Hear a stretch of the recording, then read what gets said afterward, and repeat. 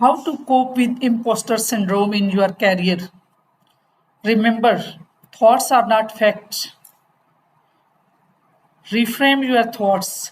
Make a list of your strength and accomplishment.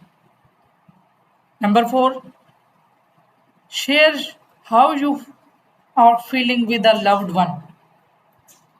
Set reasonable expectation for yourself at a work. Embrace a growth mindset. Write down at least one success you have each day. Focus on what you can give to others. Talk with a therapist.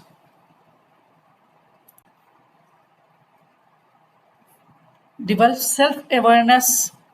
Consider the evidence about yourself. Reframe how you view failure. Use positive self-affirmation. Stop comparison yourself to others. Know your strength.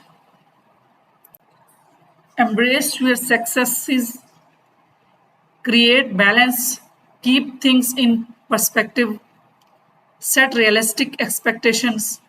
Cultivate self comparisons. Seek support and talk about it.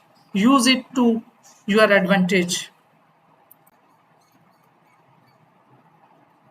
Number 1, talk openly about your imposter syndrome with someone you trust. Number 2, push yourself to be better at asking for help. Number 3, change your definition of failure and success. Number 4, choose with thoughts you participate in. Number 5, don't qualify your success. Number 6, enrich your non-work life. Number 7, actively work to find evidence of your competence to challenge confirmation biasness. Number 8, stop acting on your fears. Number 9, engage in creative problem solving.